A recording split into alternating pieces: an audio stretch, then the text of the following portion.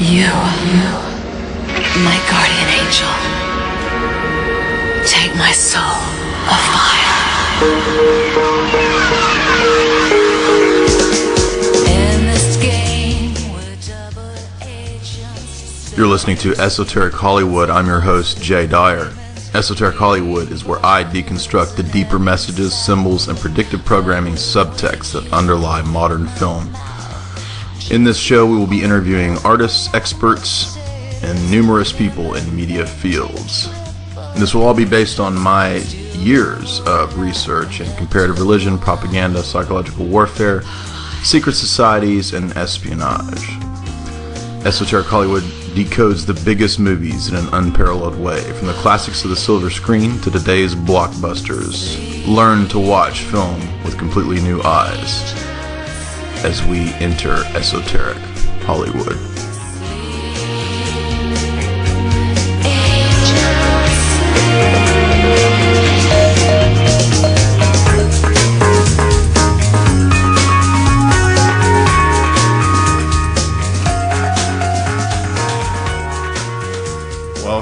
Welcome, neophytes and initiates. I'm your Hierophant of Hollywood for this evening. You're listening to Esoteric Hollywood. I'm your host, Jay Dyer from jaysanalysis.com. Today we're going to be talking again about Stanley Kubrick and his monumental, some consider the best film ever, 2001, A Space Odyssey.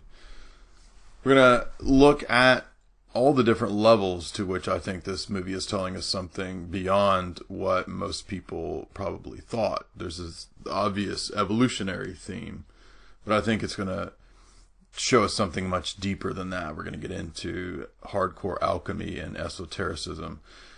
Before I go, I want to mention that the opening song you heard, that was Ariel Electron, Holig Spies, and Zygote, and their album is Kore Cosmu, and you can find that at Spies, SPIES.TV, where you can purchase that excellent album. I've been listening to it quite a bit lately. It's relatively new, so if you like that theme, then check their stuff out.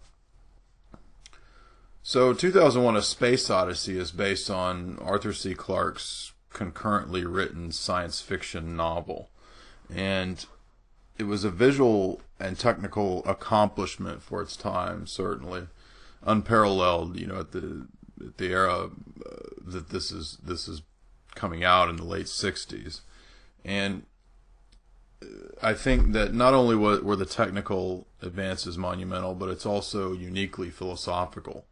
There haven't been that many hardcore philosophical films in this way. So prior to 2001, most science fiction had been relatively cartoonish, I think we could say. We could think of something like Disney's Black Hole, right? With little attention to esoteric and alchemical themes, aside from, again, maybe scant instances in the realm of science fiction. And this is precisely what 2001 is. It's an alchemical / philosophical presentation of the supposed evolutionary ascent of man from primordial animalistic ape into reborn star child, in an initiatory process that purports to, say, unfold through aeons of brute, meaningless time, culminating in a series of revelations associated with stellar alignments that, quote, awaken a new stage in humanity's process. Along the way, Kubrick includes a host of ideas, themes, that I'm going to explore, again, pretty in depth, so strap yourself in, hold on, you're going to get deep in this one. I hope you're in the mood to get deep. We don't stay on the surface here at Esoteric Hollywood. Now, my thesis is this. 2001, Space Odyssey is about space. You know, you're thinking, duh, Jay, you're such a retard. We know that. No. I'm not talking about outer space. That's part of it. But I'm talking about space. Planar space. Pointed and linear space. In a geometric sense. the transcending of that limitation of form that we find in spatial relations into the infinite and beyond. That is what 2001: A Space Odyssey is about, and that's what we're going to look at. Now, I've written on this film before, many, many years ago, when I was in my 20s, much more naive on a lot of these topics than I am, hopefully, now. So I rewrote a lengthy piece on this, and if you're interested in what you're hearing here, I would encourage you to go to jaysanalysis.com and check out my 2001 An Alchemical Spatial Odyssey piece that really breaks this down in depth. But if we think about that opening sequence, we witness a few crucial elements in this film. We see a planetary alignment, and we see monkeys, and we see monoliths. Moon, monkeys, monoliths. The M's of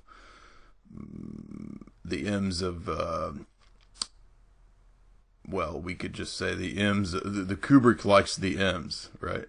He's a fan of the M&M's. But not the nasty high fructose corn syrup candy. The M's of moons, monkeys, and monoliths. And the setting for these monkeys and the monolith is a dry, dusty landscape of sparse vegetation, tribes of apes shown in confrontation over a watering hole, and tribal, primal tension. The planetary alignment then signifies, I think, this new era, this new aeon for the emergence of man, so-called, or, quote, consciousness. Prior to this, primal and savage forces, survival of the fittest, supposedly, to speak in Darwinian terms, is what rules. And I think Kubrick's going to tell us that this survival of the fittest notion still rules in the affairs of men. The form, as I mentioned before, of the obelisk that will suddenly appear is what we need to take note of, because the advent of the monolith is composed of a wholly other angular, sleek solidity in a geometric, obviously designed sense. And what we see elsewhere in the ape landscape is the randomness of nature, right?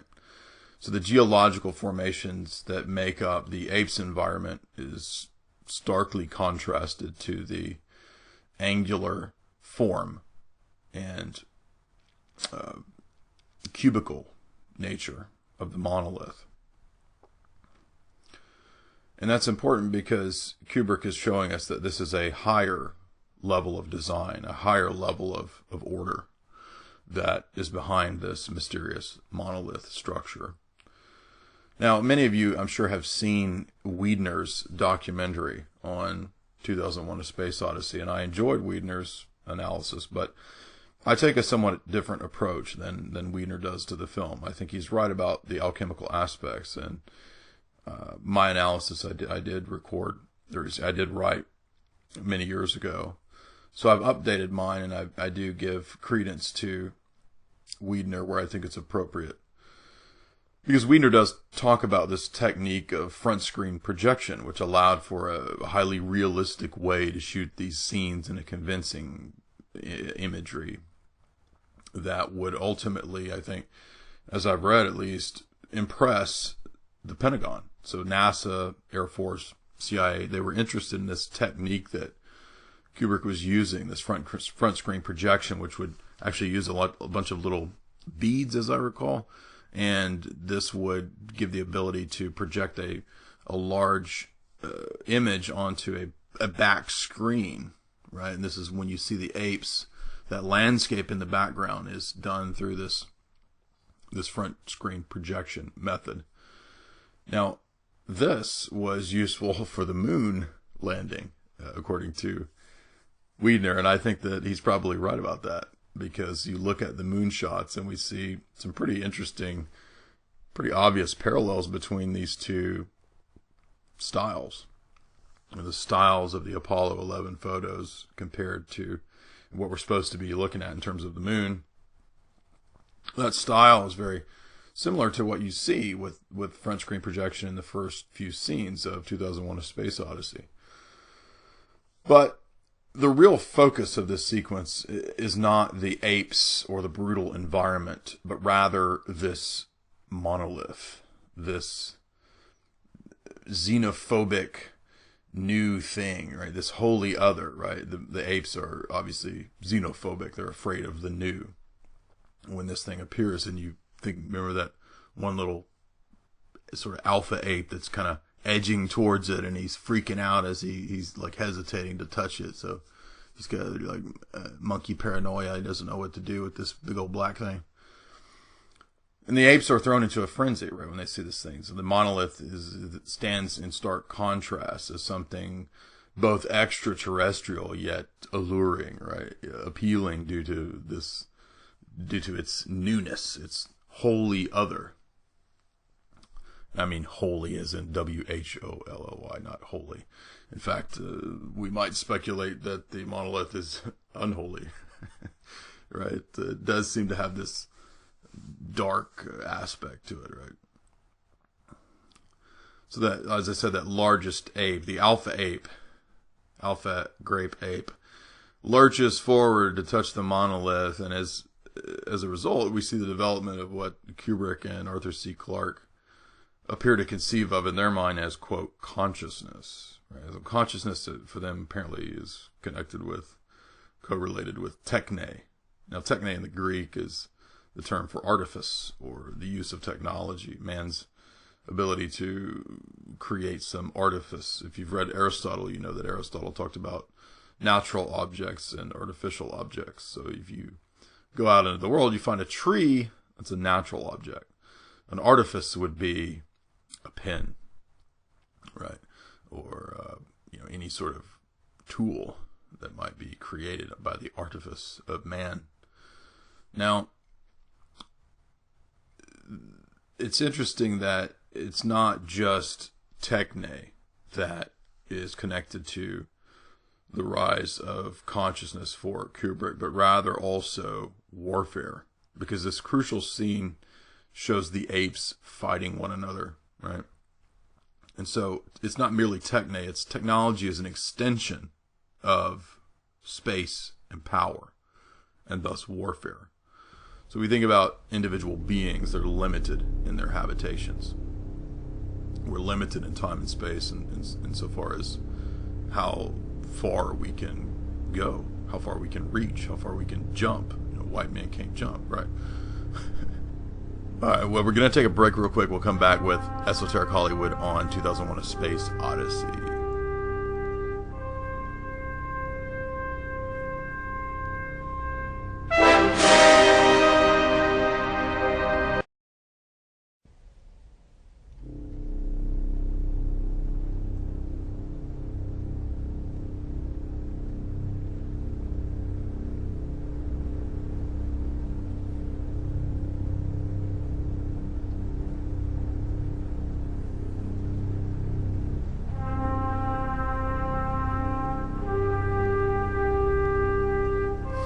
Welcome back. You're listening to Esoteric Hollywood on TalkNetwork.com.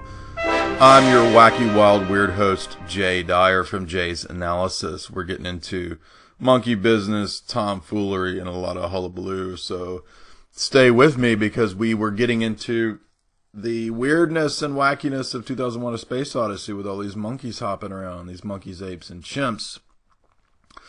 And I was telling you about the extension of man's power through technology, because we're limited in the scope of what we can do and what change we can affect in the world through the limitations of time and space, right? I'm not able to be in more than one place than I am right now, except for the fact that I'm invading your ears and your ear canals through talking through the internet, which I guess in a way allows me to be in more than one place at one time.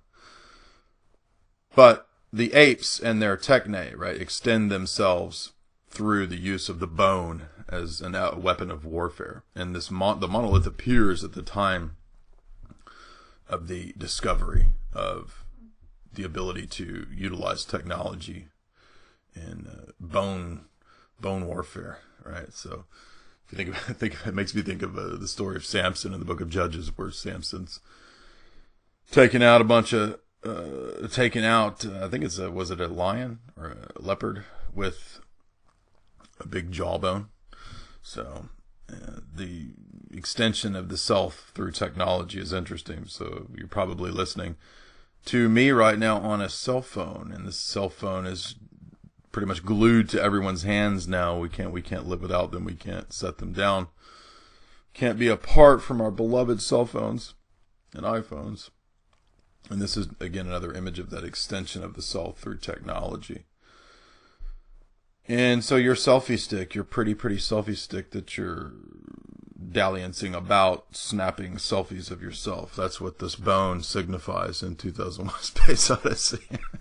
Okay, not really. But the ape uses that bone to bash the skull of another ape, and this suggests that radical survival of the fittest mythos in the pure Darwinian sense, revealing a radical version of this process, that a process philosophy that finds commonality with notables like Darwin, Ernst Haeckel, and Marx, and even suggests perhaps the diabolical determinism of the Eastern Bloc Marxists like Lenin, Mao, and Trotsky, all of whom, by the way, were very influenced by Darwin, and have explicit treatises on the metaphysical presupposition of Marxism being that of perpetual chaos and flux. So if we think back to, if you don't know about philosophy, let me give you a little bit of insight here. If you think back to the ancient Greeks, there was a guy named Heraclitus, and Heraclitus taught that everything was in perpetual flux, and there was never rest. And so much the same for the notion of Marxism with its dialectics and tension and its process philosophy of everything constantly being broken down, constantly being destroyed, constantly being opposed. These are fundamental presuppositions, fundamental starting points for Marxist thought. And so there's critique in Marxist ideology, and then there's critique of the critique, and then there's critique of the critique of the critique. And this is because the ideology of that worldview, that system, is such that there must always be constant tension. And you can see why this would be useful to why it would be useful for them to include Darwinism in this mindset, because Darwinism is survival of the fittest, constant, perpetual tension, warfare, opposition, and flux at all times. Never rest for the Marxist, Darwinist revolutionary, so-called. But despite the common misconception, there's a little bit more on Marxism here, because I think Kubrick is influenced by Marxism. The common misconception that Marxism has no metaphysics, and what we mean by metaphysics in philosophy is the idea of the study of being, study of reality, what is out there, what is reality. And for Marxism, since they're not completely opposed to metaphysics, they actually have a metaphysic of atomistic process philosophy. And so this is similar to what we would see with Newton, right? Newton's atomism. And that process philosophy of old is what's repackaged and presented in Darwinism and Marxism to view man as merely an animal. Man's just a base animal creature. That's why he's coming from these funky monkeys. And it's either through radical collectivism, what we see with Mao or even Che Guevara or someone like that. It's either through radical collectivism or a radical Nietzschean influenced individualism that the new man will emerge, the Übermensch. So how are we going to get into the future and survive? And the Darwinians and the Marxists have common cause there for uniting to say that through the process of struggle, constant opposition, never peace, constant warfare, as Trotsky talked about. That is how we will eventually, through blood, much blood, obtain the status of either collective utopianism, in the new man viewed in a collective sense, or individual utopianism in a Nietzschean sense of the new man that emerges, transhumanism, we think of, for example. So I'm not saying that Kubrick is certainly some committed Marxist, but I'm saying that his films are consistently presenting class warfare, elitism, oligarch deviance and control, and a kind of Darwinian, Freudian drives of the id, right? But it's not just Darwinian, Freudian, materialistic drives of baser desires in the id for Kubrick. Kubrick's also going to include these deeper esoteric and I think Luciferian themes. So the key to the universe, the monkey to the universe, is a big ass black space rock. This big old black space rock that kind of looks like an iPhone, honestly. It's like you look at this monolith and you think, oh, that actually kind of looks like an iPhone. It's Kubrick talking about the arrival of the iPhone from our space brothers out there. I'm joking, obviously. But Kubrick seems to be fully on board with this version of naturalistic process philosophy, as I said. So human consciousness in this view is merely an evolutionary process that emerges from the deus ex machina, an apparent emergent God that is incarnated in symbolic form in the monolith. And that's why the consciousness appears at the point of the arrival of the monolith. This black angular cube kind of comes from the gods, right? It descends from the gods to initiate us into this new stage of human development. And while the monolith is extraterrestrial, it does appear to be other than what's in the universe. It does not appear to be other than what is the rest of the substance that makes up the universe, right? So it's just another part of the universe. And that's important because this is kind of a pantheistic idea. And this is this sort of notion that everything is God, right? God's not a separate deity, a separate entity outside of time and space, but rather that God, or whatever gods might be, are merely emergent forces that arise out of the existing primordial ooze, or the Jungian forces that our psyche gives rise to, or whatever conceptions one might have of pantheism. The deity or deities in this view are not apart from the cosmos. They are a part of, or the totality of, the cosmos. And so this cube, not ice cube, but this cube, this monolith seems to embody space itself, right? Because, and this is my thesis, that point, line, extension, and terminus in geometric space, right? These can combine to create another point, line, plane, and terminus. And this is the basics of geometry, right, that we all learned in grade school. And this basic geometrical presentation is what gives us three-dimensional space. So this is actually how space works, right, in geometry. In our level of reality, you note that there are, for example, only 6 possible directions that you can go in it from any single point, right? You can only go up, down, left, right, backwards, and forwards. If you grew up in the 80s, that makes me think of up, down, left, right, BA, select, start, the Nintendo code to Contra, if I recall. So maybe the Contra code is actually the secret to all the mysteries of the universe. That's actually up, down, left, right, BA, select, start. Kidding. For kids of the 80s there. Now, we're going to take a break here.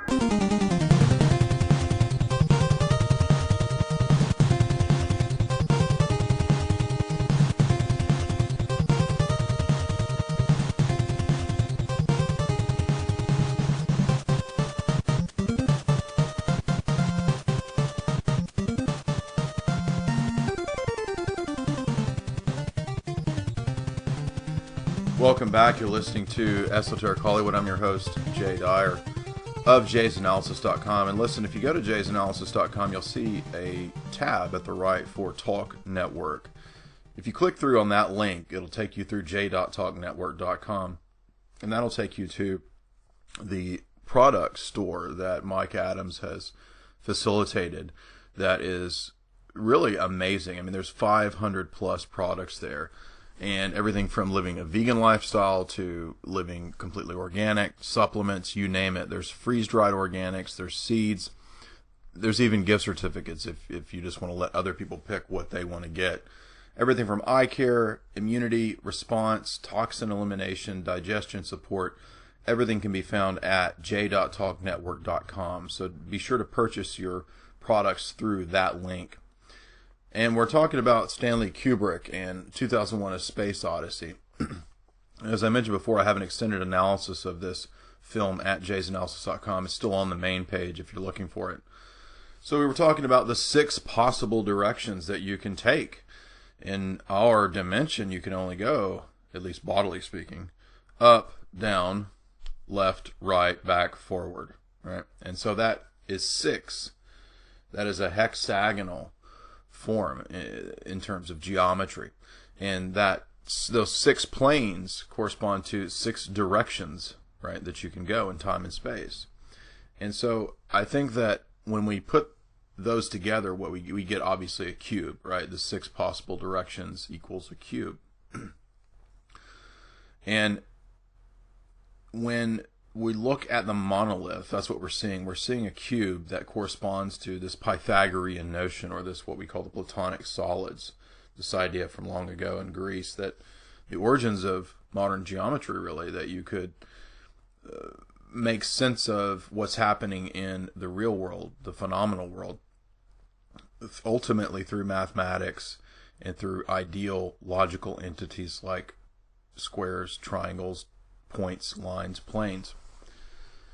So that's why I think Kubrick calls it a space odyssey, is that it's an odyssey through and beyond space itself, that final limiting, confining prison upon man, at least from Kubrick's vantage point.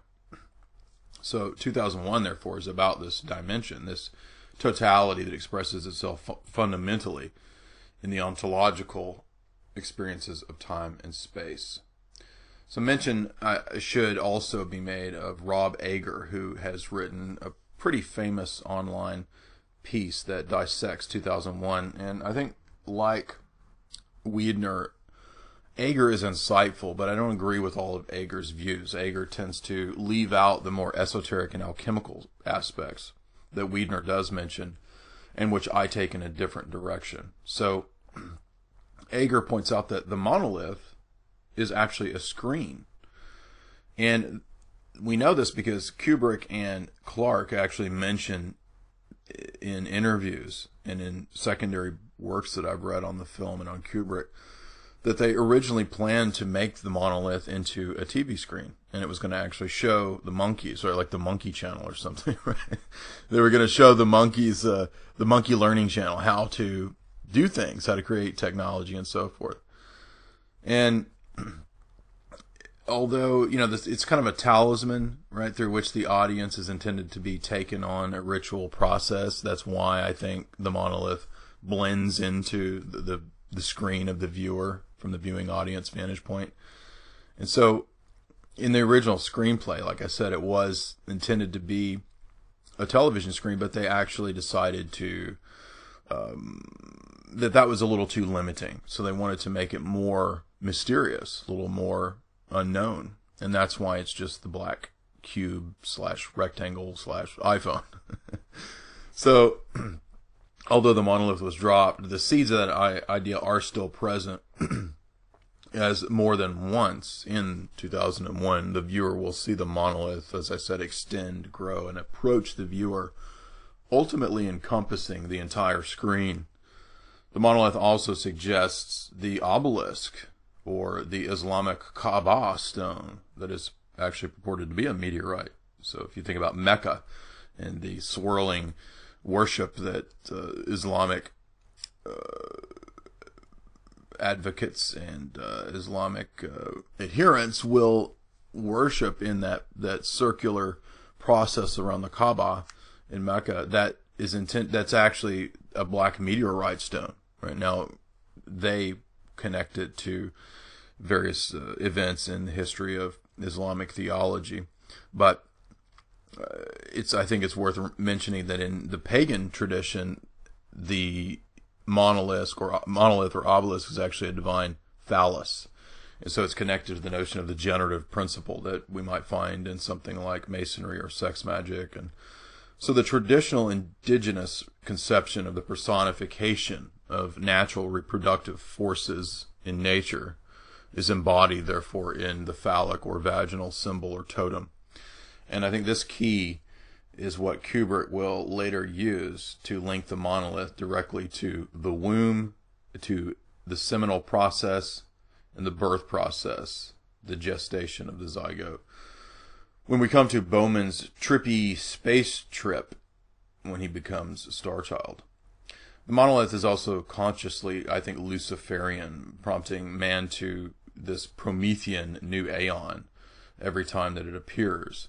And it's always connected to the technological advance and the sacrifice that occurs through warfare. And it is, I think, relevant to understand warfare as a kind of sacrifice, because it is death at the hands of the state for the supposed furtherance of the designs of the state. Yet generally that is not actually what's happening. Warfare is, as General Smedley Butler said, a racket. So I think I'm reminded here of the paleotechnology idea too, of someone like, say, Dr. Joseph Farrell, who posits a kind of possibility that there was a technology of the gods in ancient times, and possibly that man possessed this ancient gnosis from which the myths of the Golden Age descend. So I've written elsewhere concerning that fact, that even Homer's Iliad, if you think of Achilles' shield in Homer's story is actually kind of a magical screen, believe it or not. And if you've read the Iliad, then you'll know what I'm talking about, because it presents moving images on the shield.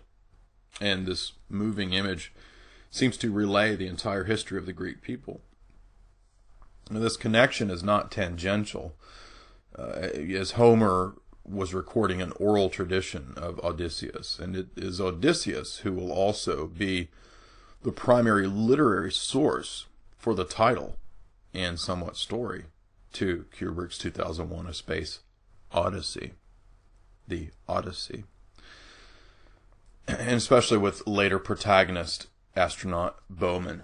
So Bowman will be a new Odysseus who traversed the underworld and back in the ancient myth. And as Wiedner in his documentary correctly notes, he went on a journey like none other, and this is precisely what we'll see with Bowman. And so with Ager, his analysis leaves out many of these esoteric points, as I said, and focuses more so on the technical and cinematic achievements. But I think in Wiedner there's a lack of criticism of the process of philosophy, and simply adopting Kubrick's alchemical presentation as if he were the next so-called Shakespeare. I mean, it's saying a little bit much there. It's a little overboard. But, that's not to say that it's not a great cinematic achievement, obviously. So at this juncture, though, I think it's worth highlighting again the failures of the Neo-Darwinian process philosophy, as I mentioned above. Darwinism, with its philosophical corollary in figures like Hegel, Marx, Whitehead, or Teilhard de Chardin, are simply assumed to be true. It's just a given in our era that the Darwinian process philosophy of these thinkers is just obviously true. It's just dogma. And it's worth noting, too, that Hollywood presentations like 2001, I think, were central in helping to solidify this mythology as this orthodox dogmatic given in our modern era. As I've related many times, too, the masses get their worldview from movies and music, and not history books and bureaucrats. And nothing helps to solidify a paradigm in the minds of men than a big blockbuster sci-fi flick, right? So that's what we do here Esoteric Hollywood. That's what I do at jaysanalysis.com, is I break down these new mythos, the new mythologies that come from Hollywood to give us meaning for our lives, to program us with a new perspective that is intended ultimately to, I think, break down our traditional classic views of family and relationships to, say, religion or anything like that. Hollywood exists to give us our new narrative, our new gods. So I don't think there's any question that 2001 is uncritically adopting the Darwinian mythos right from the start, but it's highly illustrative even though it did, because I've argued many times for many years and in many articles that what you see in 2001 in figures like someone like Teilhard de Chardin, a major figure in the history of Darwinian thought, is actually a propagandist, and it's an indoctrination program for the perpetual flux process philosophy that I've talked about. Nothing is certain, nothing is eternal, nothing is stable. Everything is constantly in flux and will always be so. And that way, we must grow out of any previous notions. So we can never have a stability, we can never have any certainty, there can never be any objective principles, morals, or even things like love. Everything must be in constant evolutionary, materialistic, deterministic, naturalistic flux. And the sad part of this view is that it's a deception, because it's going to present man as on his path to apotheosis. So we're going to go to a break here, but when we come back, we'll discuss this notion of apotheosis. What does that mean, and what is it signifying in Stanley Kubrick's 2001: A Space Odyssey?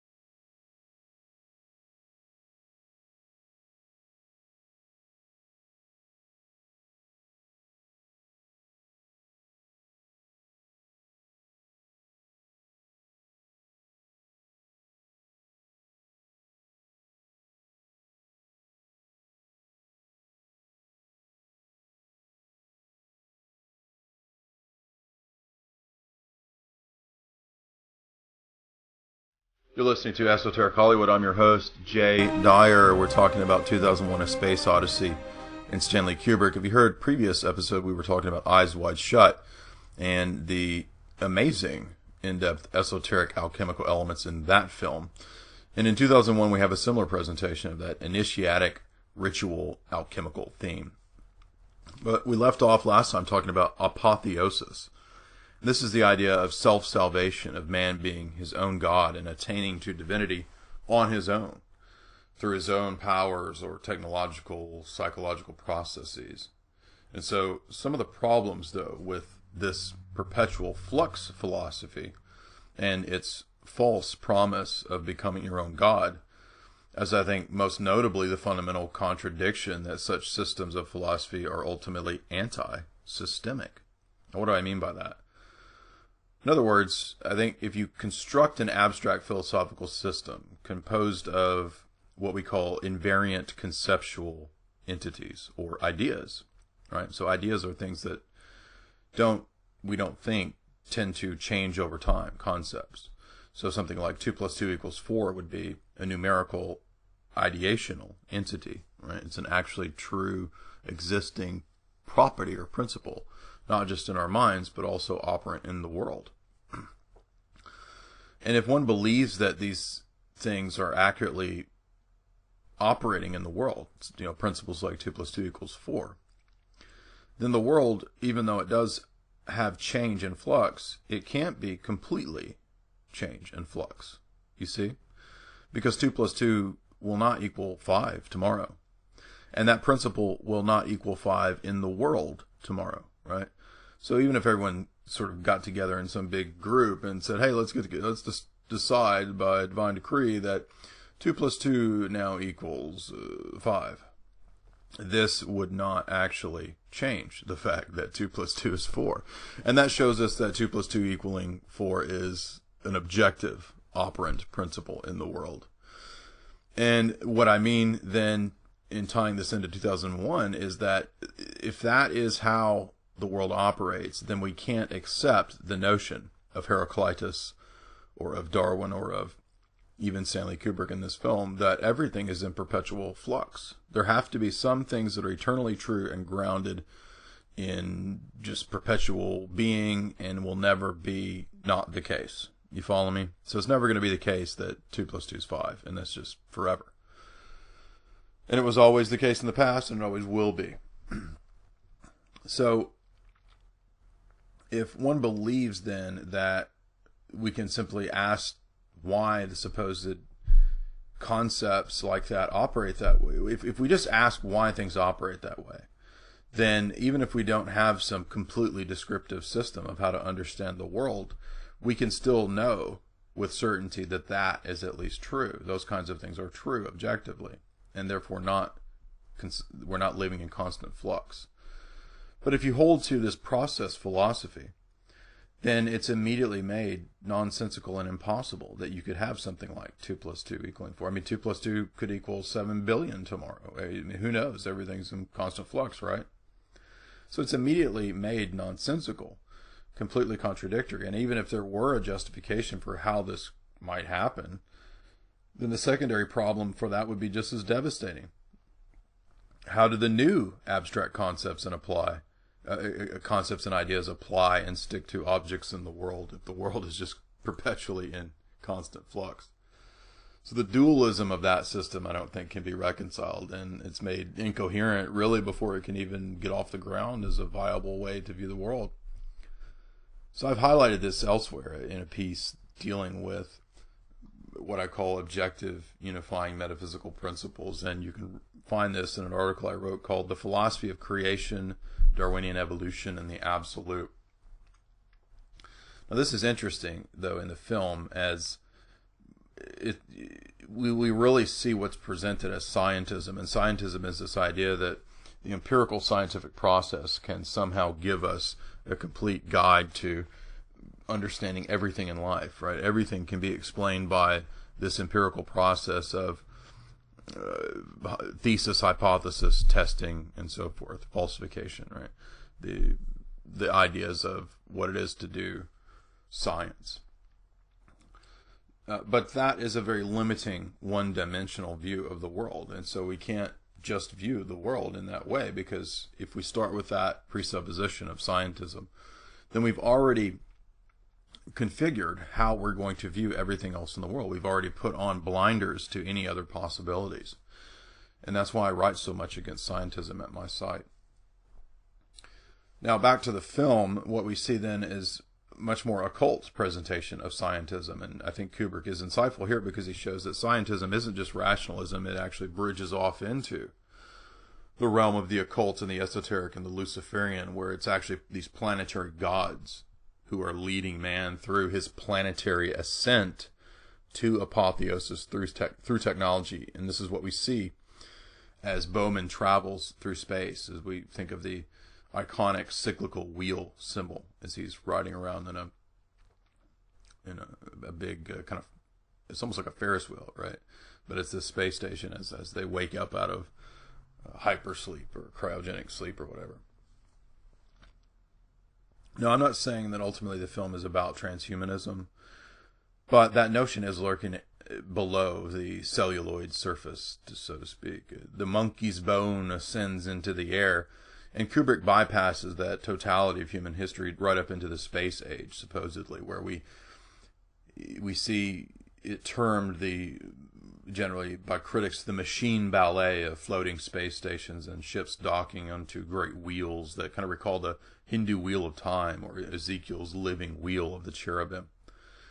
This cyclical ballet will evoke Nietzsche and Nietzsche's notion of eternal return, and that's why the song that we all know from 2001, that famous piece, is Zarathustra, right? From Nietzsche's "Thus Spake Zarathustra," and we will hear that purposefully in this scene. So it's that work, though, "Thus Spake Zarathustra," where Nietzsche presents his doctrine of eternal return. And this is the older pagan idea from the Greeks even, that history is just in an eternal state of recurrence, eternal return. So everything that's happening will happen and will always happen forever and ever and ever and ever. And so the doctrine of eternal return is a pre-Christian notion, a pre-Western notion, a pre-Judaic notion, that history is just endless cycles destined to repeat with fatalistic certainty. And that's why Far Eastern religions utilized the wheel, this wheel of time, to signify that eternal process from which one must escape through things like meditation. So in that view, time and space are traps, they're prisons for man. We think of Plato and his famous dictum soma sema, that the body is the prison of the soul. Now, is Kubrick saying that man has already experienced all that he has experienced on this karmic wheel of time, and that the destiny of the gods mandates this process that will culminate in a transmigration of souls or reincarnation that results in the star child that is now the god of its own cosmos? Is it merely a projection of its own psyche? Like, is the universe just a projection of star child's psyche? I think this is a possible reading of what Star Child is, as well as the Genesis sequence at the close of the film, where the galaxies and God himself becomes, as I said, merely this deistic entity that's subject to the temporal alterations of flux as the rest of the universe undergoes. While this is likely, I'll also give, I think, another possible reading as we continue here. Now, when they're on the station, we learn that the mysterious loss of communications on the moon is through, and it's done through a nod to Cold War dialectics that Kubrick seems to extend into the future. So curiously, the nation states are not eliminated. So it's not a world government scenario like we might expect, because the U.S. and Russia are still dominant players in geopolitics. And this suggests that Kubrick didn't conceive of the future as one where international communism or something like that dominated, and proceeded to then eliminate, say, nation states. So the geopolitical chess game of nations is still going on. It's in fact extended into the galaxy. So the U.S. base at Clavius on the moon has suddenly gone dark in terms of communication. And so as a cover story, the U.S. government has concocted its old favorite, the bio-release pandemic, right? The favorite fear porn hype of the government authorities, the Ebola, which leads to quarantine on Clavius.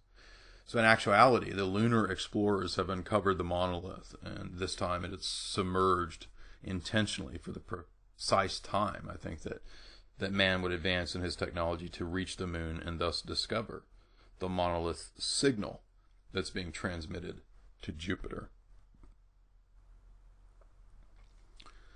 This is where we think of that enigmatic and annoying,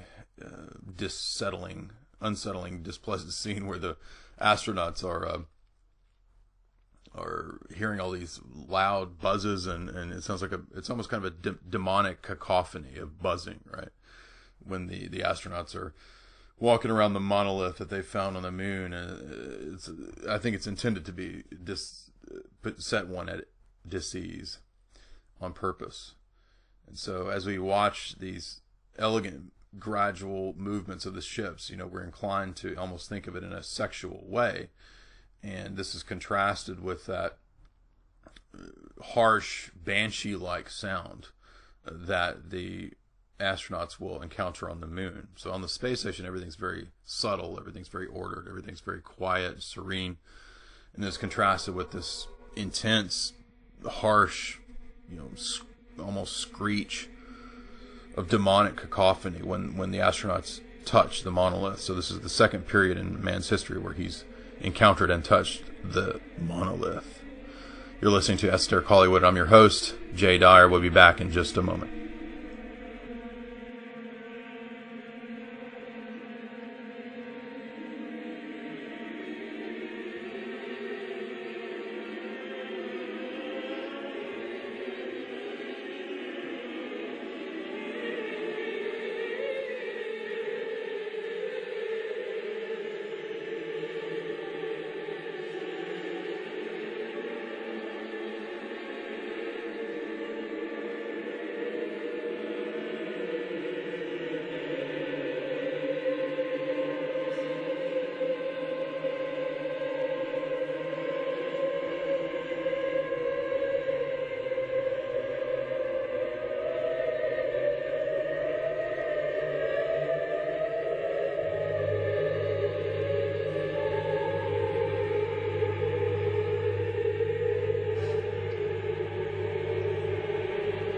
Welcome back. You're listening to Esoteric Hollywood. I'm your host, Jay Dyer. Just me and you guys tonight, flying solo. We're thinking about flying solo like Han Solo. We're thinking about Stanley Kubrick's monumental film, 2001: A Space Odyssey.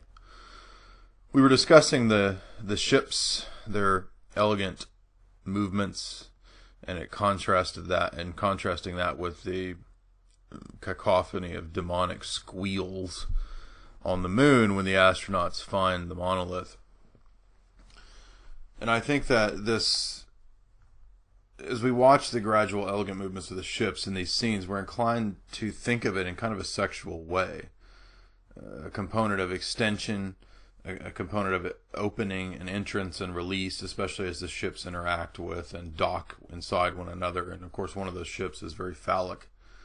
I think this is supposed to indicate in the film's narrative the evolutionary process of man as he's ever been in a dialectic of war and sex. And sex is a kind of savage war, especially for my ex-girlfriends. They'll tell you that. I'm kidding. Anyway, man has seeded his offspring, right?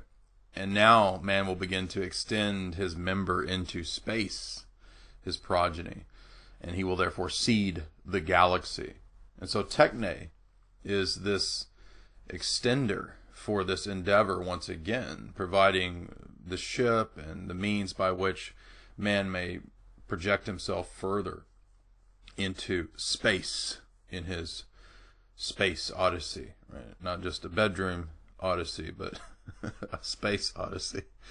As the ship ejects the pod carrying, the astronauts and Bowman, we're given a clear example, again, of phallic insemination. And watchful, eyeful students of Kubrick will recall his frequent references in his films to the bodily fluids. Bodily fluids, right? And I mentioned this in Eyes Wide Shut, and it comes up, of course, in Dr. Strangelove in a very comedic sense. So the astronauts inspect this monolith, and we hear that demonic cacophony, and it harmonizes to produce a kind of buzzing reminiscent of bees. So man's next stage in his evolutionary ascent is once again related to this weird cube and the touching of this dark divine monolith, which emits that sound, that high-pitched frequency.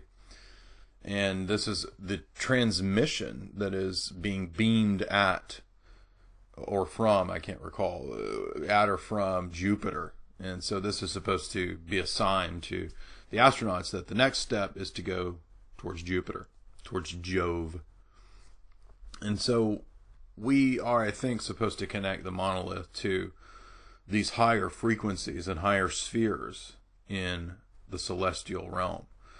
And those frequencies, those spheres in classical and medieval philosophy and theology would vibrate, and they would be related to sounds and notes on the music scale. And even all the way up until the time of Isaac Newton, this was believed to be the case. And if you've ever studied the trivium or the quadrivium of classical pedagogy, you'll know that the notes of the musical scale are supposed to be associated with the celestial spheres, and this would be the layers, the regions of the stellar heavens that the different planets orbit, and the houses of the zodiac and so forth, where they have their place. So the moon monolith is vibrating this frequency that is connected to Jupiter, and so it's intent on leading man that way. It's a kind of mile marker, right, in the galaxy, and leading man to his next location as the planets once again align in this sequence to reveal an uncapped pyramid. And this is an important imagery that we see, where from the bottom of the monolith, Kubrick has the camera stationed to where the imagery of the stellar alignment forms this all-seeing eye almost above the pyramid. And so the light, especially in the opening sequence of the film, is at the top of that uncapped pyramid, and that's done on purpose. So then we move to the notion of the uncapped pyramid as this alchemical idea that signifies a lack of completion in the so-called great work of the alchemist. This was the grand plan to transmute base matter into gold, the philosopher's stone, which signifies the inner journey of the psyche in its ascent back to God, or the soul's ascent back to the One in Platonism or Neoplatonism, or the after-death journey of the Gnostics through the planetary spheres.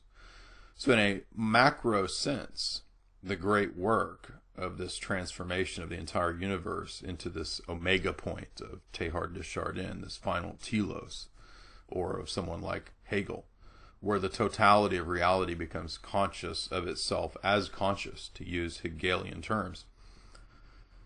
This then transmutes inanimate matter into being merged with the psyche, and thus realizing its own potentiality and its own God in process, right? And so from here, we can see exactly how we would be leading up to Starchild.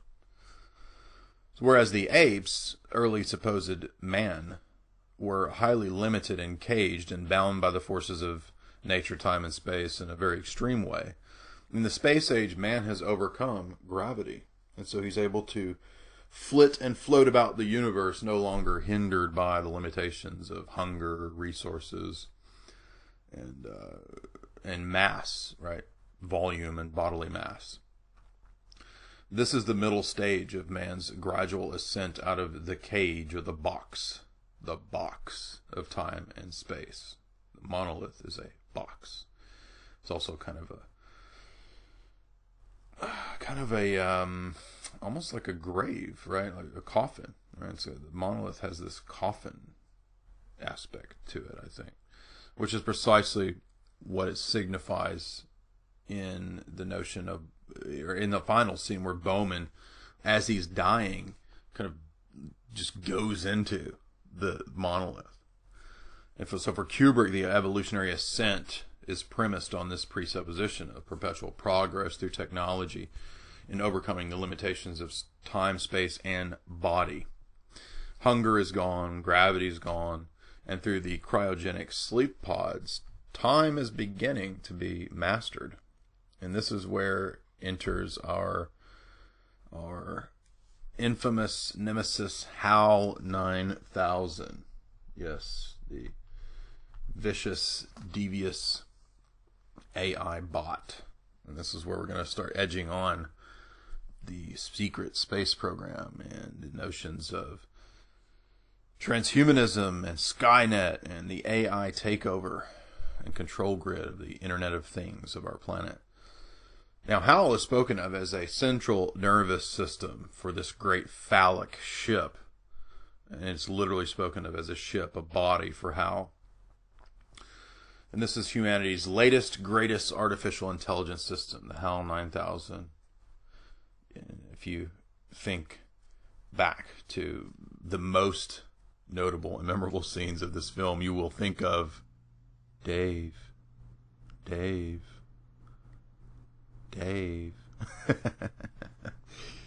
So HAL is positioned to accompany the astronauts on their secret mission. And it is here that Kubrick hints at transhumanism, right?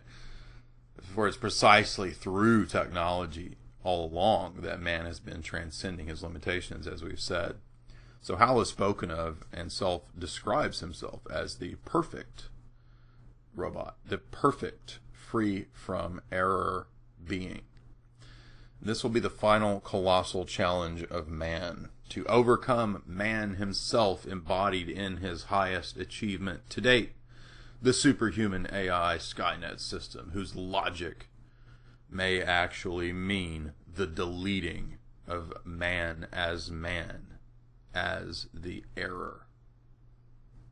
So it is my contention here that the real secret space program, of which NASA is kind of this front piece, this facade, is revealed in its fullness here by Kubrick, who, with the NASA and intelligence agencies on his side working with this project, he was able to have that sort of insider view. And Vivian, his daughter, has even said in interviews that the CIA was there kind of aiding and helping this whole time.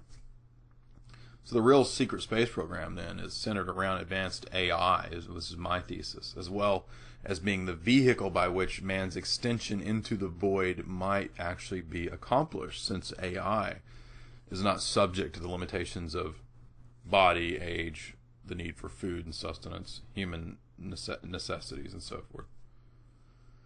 A self-repairing AI can also travel indefinitely and potentially perform its own repairs as long as it has some conceivable energy source. Indeed, entire journeys and missions could be conceived of as not even needing human travelers, and thus reducing the dangers of the loss of life, as well as the benefit of obtaining all of the same data. And there's a good lecture that touches on some of where I get my thesis by Dr. Joseph Farrell, where he explains at the Secret Space Program of 2014 the intricate construction of this elaborate satellite network that will be Skynet. And in my estimation, is that Skynet satellite grid that's going to be constructed to surveil the entire planet under this Internet of Things, and the nightmare that they call smart cities and the smart grid. Something that we will be dealing with a lot in film at Esoteric Hollywood. Esoteric Hollywood, I'm your host, Jay Dyer of jaysanalysis.com. You're listening on talknetwork.com. If you like the reviews you're hearing, go to jaysanalysis.com and check out my hundreds of articles where I analyze film, philosophy, geopolitics, and esoterica. So we're talking about Stanley Kubrick's 2001 A Space Odyssey, and how Kubrick foresaw correctly, I think, this potential showdown between man and machine. And he masterfully presents this aspect of the narrative as a race to the death, really. We are not in the era when artificial intelligence can begin to surpass the human intellect. We are actually in the era when AI can actually surpass the human intellect in some tasks. Nothing near the brain itself in terms of how, actually the brain is the universe's greatest supercomputer to date, the human brain. But while I think AI will not be ever conscious or self-aware, as it's a philosophical impossibility, but it may be programmed to perfectly mimic, and down the road possibly be programmed to kill or battle mankind. And this is what we have to be concerned about as humans going into the AI age. This is the very thesis that Kubrick lays out in this epic contest between Bowman and Hal, where human history actually hangs kind of on a game of wits, with Hal ultimately, of course, losing. It should be noted that Kubrick is overall, I think, positive in his assessment, and at least not anti-human, as we might expect establishment propaganda to be. So, man does not lose in this confrontation with his highest weapon, his own mind mirrored into a machine. That is Hal. But in fact, he overcomes it, or specifically, I should say, Bowman does. Arthur C. Clarke, who co-wrote this with Kubrick, was reported to have said, quote, "It may be that our role on this planet is not to worship God, but rather to create him," as he wrote at length about in his story, The Final Query. And as the co-screenplay writer, Clarke allowed significant changes to the script by Kubrick, as I mentioned earlier with the TV screen Monolith. Another significant change, though, is the ending, where Starchild uses a satellite system above the Earth to nuke the planet, thus insinuating the accusation that Hal said about man being an error to be correct. So mankind must thus be sacrificed, according to Clarke, and nuked to allow for the apotheosis of the elite. Commenting on the evolutionary process and his conception of theology, Kubrick stated in unison with Clarke, what I'm going to read: I will say that the concept of God is at the heart of 2001, but not any traditional anthropomorphic image of God. I don't believe in any of Earth's monotheistic religions. This is Kubrick. But I do believe that one can construct an intriguing scientific definition of God, once you accept that there are approximately 100 billion stars in the galaxy, and that each star is a life-giving sun, and that there are approximately 100 billion galaxies in the visible universe, given a planet in a stable orbit, not too hot or too cold after billions of years, a chance of chemical reactions might create humans, or something like it, right? So there's Kubrick giving his analysis there. He goes on to say it's reasonable to assume alien life and so forth, and the potentiality for their limitless intelligence, the ungraspable by humans, right? So over the aeons of Darwinian evolution, supposedly, we come to the conclusion that, aliens, that's just obvious. So there's got to be aliens because of aeons of evolution. And if it happened here, it had to have happened somewhere else. But I think it's more important to point this out as propaganda, as psyops, right? That's why the CIA and NASA and the Air Force are involved in this project with Kubrick and taking such an interest in his films. Perhaps a darker deal was made that you'll get usage of the $1 million lens for your film Barry Lyndon, Mr. Kubrick, as long as you'll do things the way we say. It also makes me think of Richard Dawkins and his New Atheist Cult, where the classical notions of God are conceived of as silly, but E.T. and Mork and Mindy were more rational, supposedly. So even though the process philosophy that undergirds the entire presupposition of this worldview is completely contradictory, as I showed before, and it allows for no possibility of a coherent metaphysic, the flame of the alien gospel burns strong in the superior intellects of the Dawkinites, right?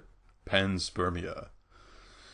This is why Bowman transcends time and space as he reaches Jupiter following the monolith's location. The conjunction of sun and moon, connected to the conjunction of male and female, in the so-called Vesica Pisces of Freemasonry or the esoteric Hermetic tradition of the West, wherein we are given a more Masonico-alchemical transformation, impelling the logic of the world historical Hegelian cunning toward godhood.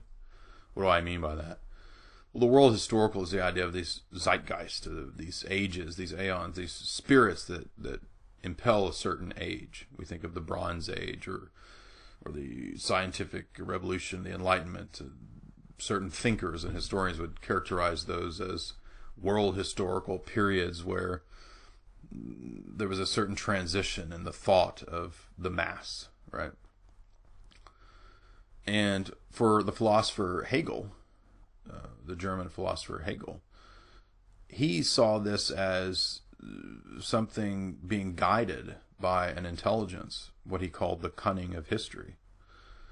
And any time a civilization was at the point of collapse, the owl would take flight, he would say. He would use this Minerval owl imagery of the owl, the cunning of wisdom, taking flight, as it was leaving a civilization which descended into degeneration, corruption, and chaos. What would Hegel say about modern America? Well, he would say that owl hit the road a long time ago, buddy. Right? Western civilization is more like the Tootsie Pop owl than it is the Minerval owl of Hegelian wisdom. So this is why, once again, Bowman is shown in the pod, ejecting from the phallic shaft of the ship towards this black void of the monolith. The Transcendence Sequence, then, at the end, where, the famous sequence of Bowman going into this almost acid trip, right? It's very trippy. It reminds one of an LSD trip, where Bowman's mind is just overloaded with this illumination. And this signifies his reaching the eye, or the capstone of the pyramid sequence, which we're witnessing due to these planetary alignments, right? So we witnessed the pyramid before, right, with the sun shining at the top of the pyramid, so the capstone is uncapped, right? And if we look at this sequence, the way that it's constructed with perspective, it's constructed like pyramids, right? Extending into the camera perspective of the audience. And at the center of the screen is where everything projects out. And it's all a bunch of scenes of light, geometric formations. Remind you, it's something like you would see in Disney's Tron, right? And so it's almost as if Bowman is kind of riding in a computer information highway of packets of information through a motherboard. Something like audiences would see a few years later, filmgoers in Disney's Tron. And this is, I think, the color spectrum, the planes, the pyramidal lines, the forms that emerge. This is intended to give us the suspicion that perhaps the universe itself is like AI, right? Are we living in this kind of constructed hologram?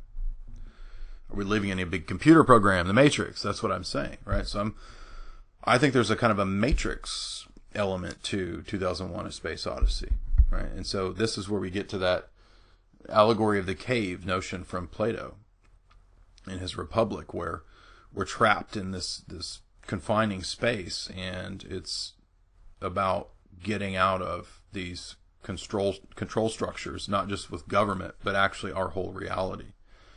And that's what Kubrick's getting at, and that's what the Matrix would later get at, right? So Bowman sees this expanding, this expanse before him of these two flat planes that emerge from a central vantage point from which these pyramids and geometric forms fly at him, right? So it's like a nightmare Disney ride on acid or something, like a roller coaster with LSD, which sounds like a nightmare.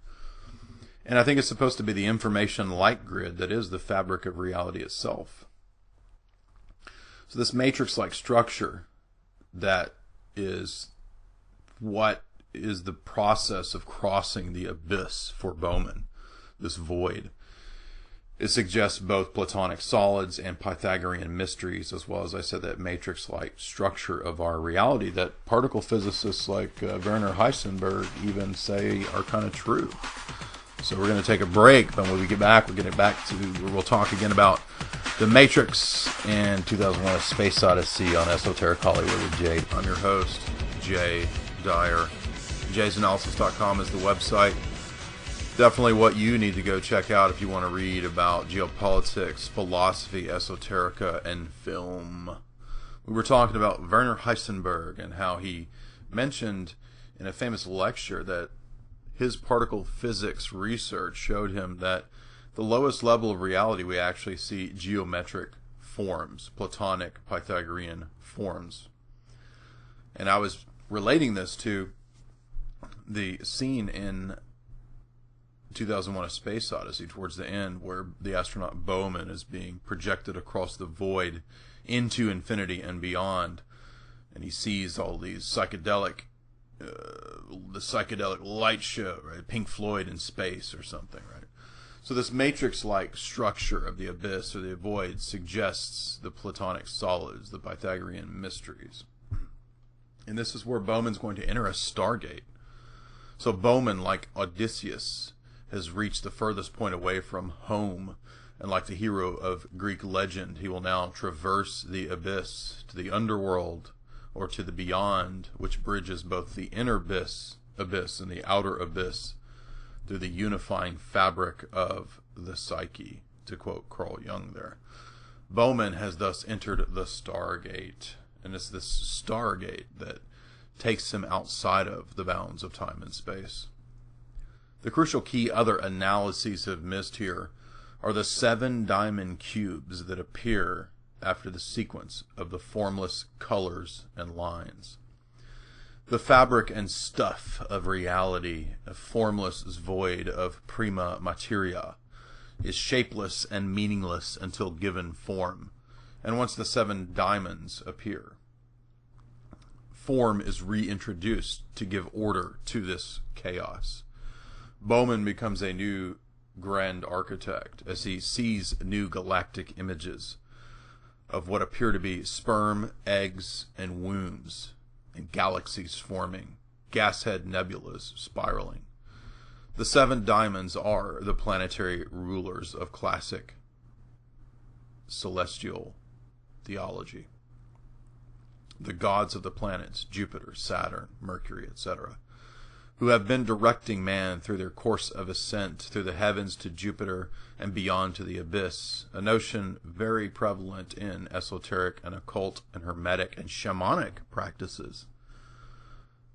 And this leads up to a particularly dangerous stage of initiation where, before the heights of supposed illumination occur, a dark night of the soul or psyche occurs in this passing of the void.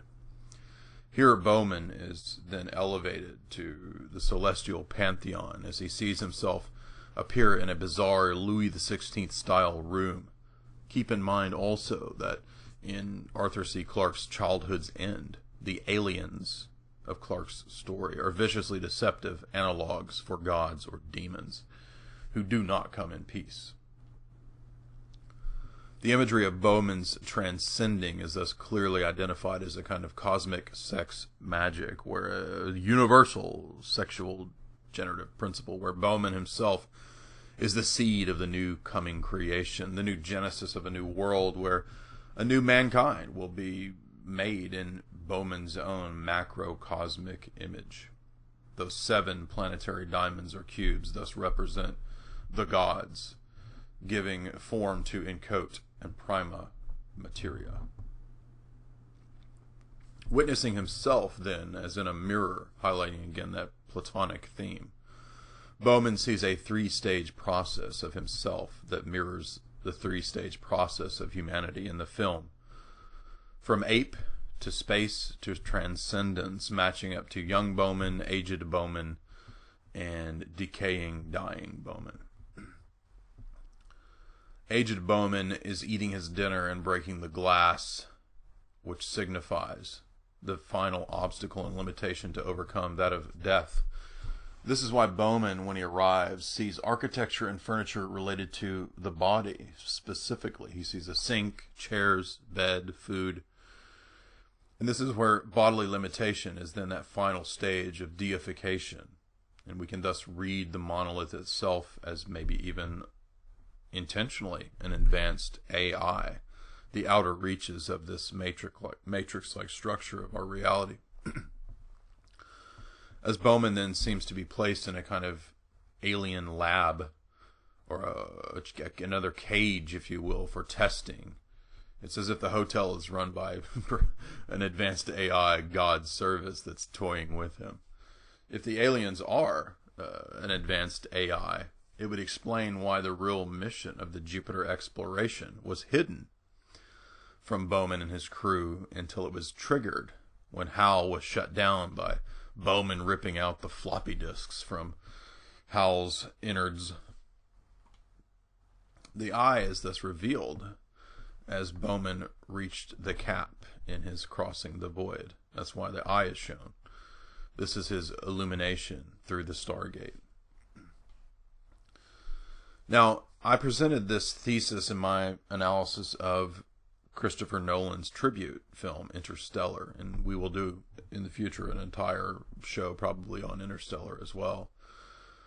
And in that film, the AI is actually leading man all along across his course towards the process of salvation from mass disaster. Now, I'm not saying that this thesis is certain, but I'm just posting it as a possibility. It's as if the hotel room were this final stage of exiting Plato's cave. So I've not seen anyone really propose this thesis, but that is pretty much the exact message that Clarke presents in his later sequel to 2001 called 3001, where God is an advanced AI that we actually created a long time ago. And even though its own self-advancing and self-realization is what created its own consciousness, it's a computer-generated world, thus, that was created from this seminal AI. Again, thinking back to that eternal recurrence, right? It's all occurred before. And so, in that world, humans are like Neo. So Bowman breaks free of Plato's cave, like Neo does in the Matrix, to cheat death and rise to a rebirth amongst the stars, amongst the gods. And this process thus repeats itself in eternal return with a new genesis. If that's not the case, then Bowman simply evolves and aliens are just showing him the way, and they deify him or something, or he just achieves his own deification. But either way, it's a cyclical process of a time-bound emergent deity arising from within the cosmos itself, and not an eternal deity who alone subsists outside of time and space and creates things ex nihilo, or out of nothing. We are reminded at this juncture of the promise of the serpent in the garden, right? Where Kubrick is fond of this Genesis imagery, where there's an apotheosis is promised through gnosis or knowledge by the serpent to Adam and Eve. Now the serpent was more cunning than any beast of the field which the Lord God had made, and he said to the woman, "Has God indeed said, you shall not eat of every tree in the garden?" And the woman said to the serpent, "We may eat of the fruit of the trees in the garden, but of the fruit of the tree which is in the midst of the garden, God said, you shall not eat, nor shall you touch of it, lest you die." The serpent replied, "You will not surely die, for God knows that in the day that you eat of it, your eyes will be opened, and you will be like God in knowing good and evil." Genesis 3. Now, I think that if we look back to, say, ancient religion, ancient theology and philosophy, what the serpent is proposing in the garden there is what we might call Gnosticism, and what would later be an early Christian heresy in the 1st, 2nd, 3rd, 4th centuries of the history of the church. And Gnosticism was variant in its forms. It had all kinds of incarnations. But one of those incarnations was the idea of the worship of the serpent. And the worship of the serpent, then, for certain Gnostic sects, would give one this potential for so-called illumination. And this is actually what some of these early Gnostic sects taught. The proponent of Gnosticism, Elaine Pagels, has outlined this in her somewhat noted book of the history of the Gnostic Gospels, which were discovered in Nag Hammadi, Egypt, I think about a century ago. Now, the Gnostic texts, rather than present this exterior salvation of man from God or from redemption through Christ or something like that, it presents rather an inner psychological transformation of salvation through inner spark of deity that then sort of flowers forth into apotheosis. And you could see why this would then be read into transhumanism in kind of a Promethean sense, where man transcends his limitations through his own inner spark, that consciousness that the monolith triggered, right, when it arrived to blow the minds of the monkeys at the beginning of the film. And that's what we're looking at here with Gnosticism in relationship to 2001: A Space Odyssey. It's very much a presentation of the self-salvation of man through his own inner gnosis. Right? And I always like to point out that it's a rehashing of what the serpent told Eve in the garden. You will know good and evil. You won't die. And it's that tasting of the tree of the knowledge of good and evil that led to, unfortunately, the demise of Adam and Eve in their physical sense, right? They brought about bodily death and spiritual death for those that believe the biblical narrative. And, of course, that's where, in Christian theology, the redemption comes later. But regardless, we can see this tradition in a way that goes all the way back possibly to the garden, or however you conceive of the Genesis narrative to be, where man creates his own salvation. And that's what Kubrick is getting at with that Genesis imagery at the end of the film, where man creates, again, his own salvation as Starchild, the newly born God and creator of the universe. You're listening to Esoteric Hollywood.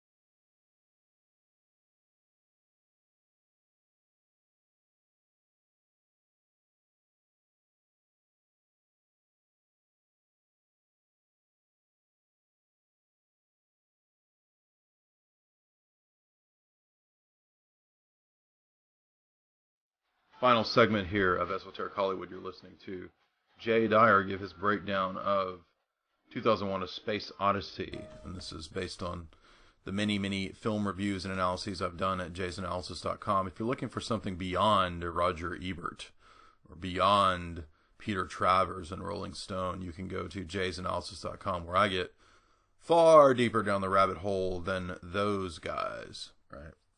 Real film analysis, tying in geopolitics, philosophy, religion, esoterica, you name it. And in this final addendum, I guess I'd like to reflect a little more on the relationship of science fiction and film to how we are kind of programmed, particularly the Darwinian mythos and how well it ties into the alien mythos. And so we tend to think of science fiction, modern science, and what's called scientism, and religion as things that are disparate, distinct, separate subjects with really minimal connection between them.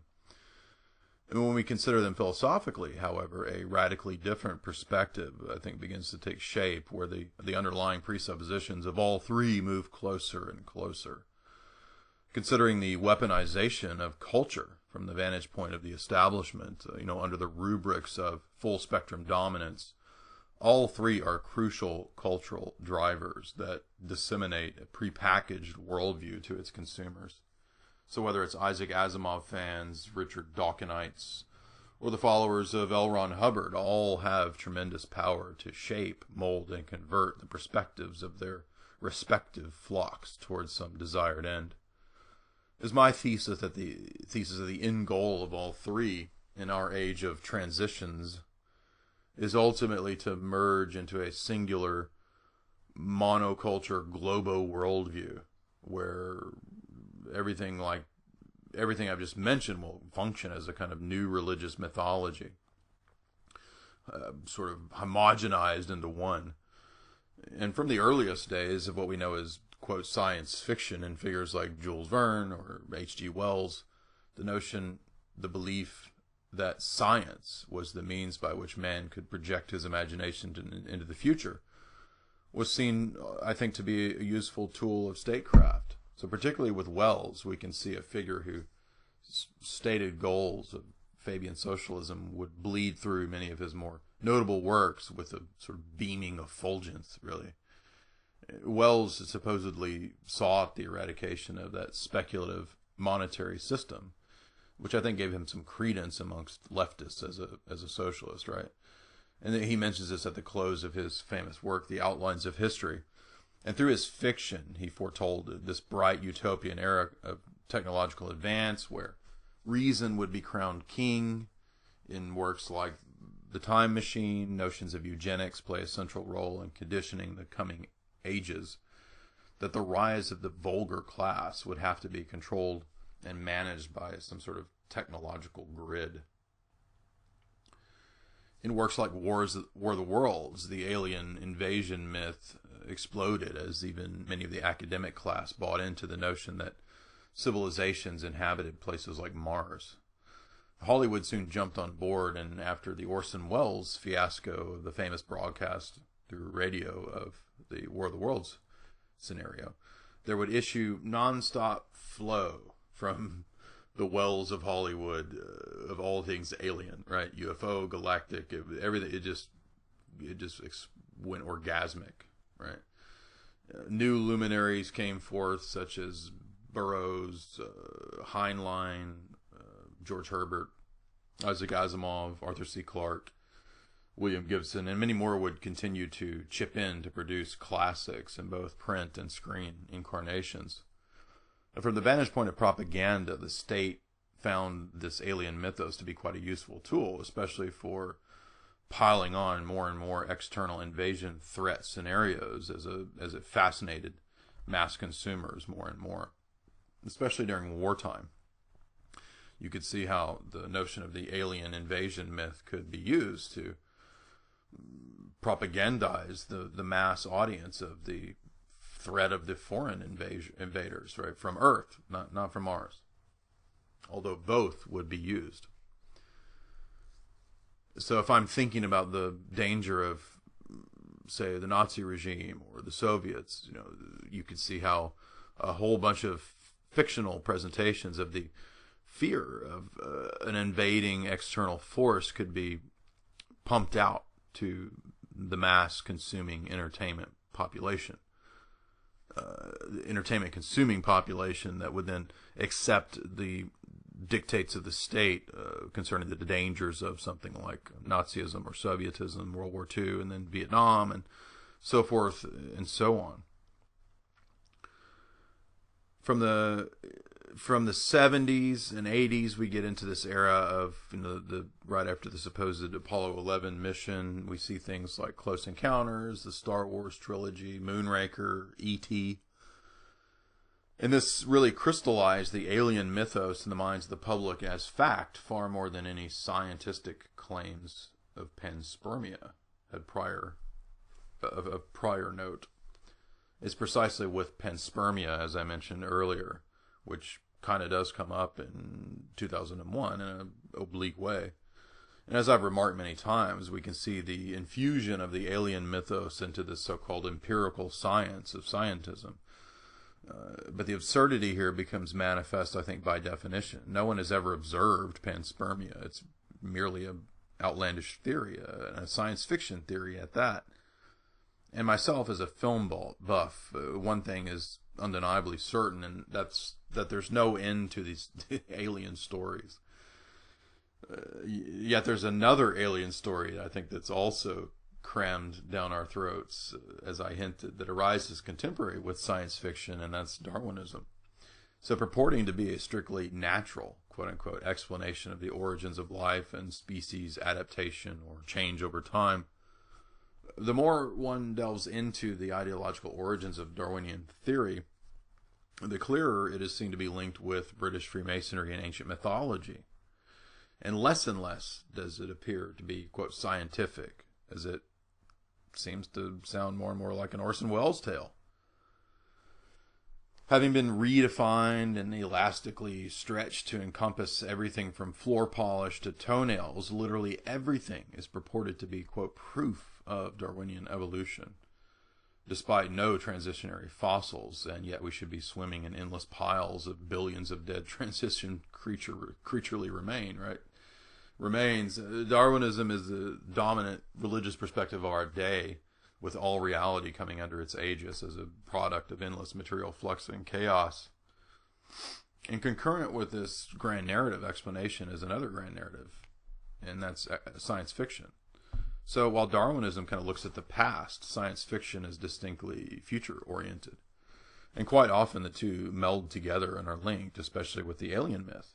I mean, you just heard the quote I gave in the last segment from Kubrick, talking about why he believes in aliens.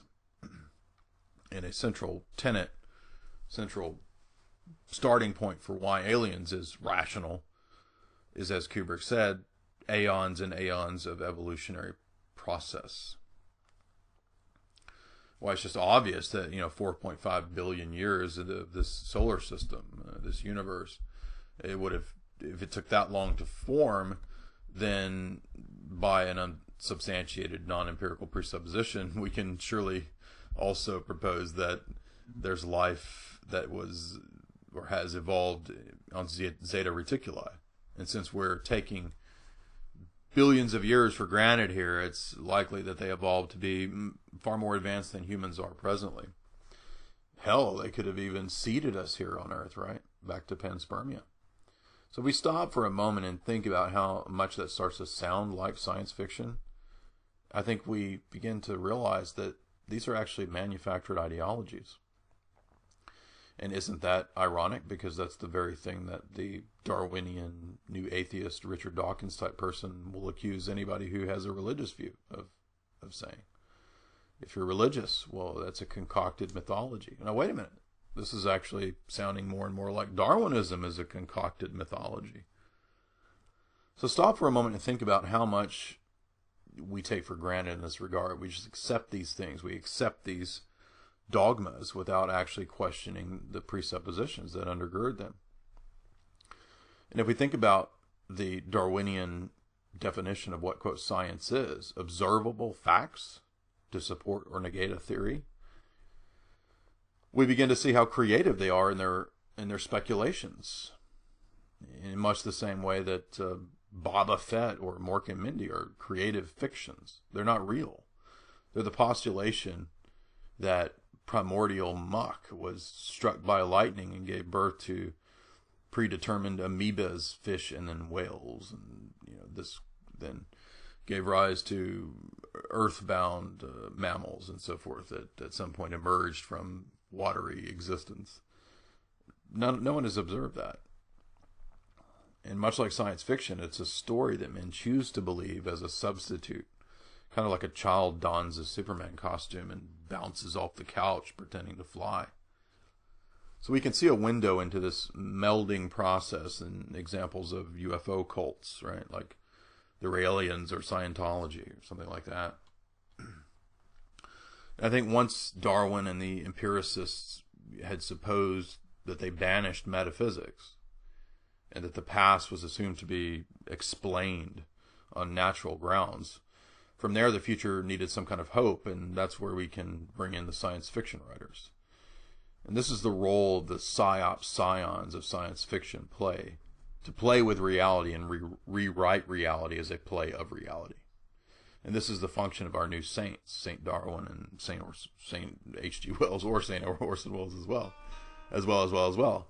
Prophets and sages of the new dawn intent on exterminating man, as Holy Father Bertrand Russell lovingly said.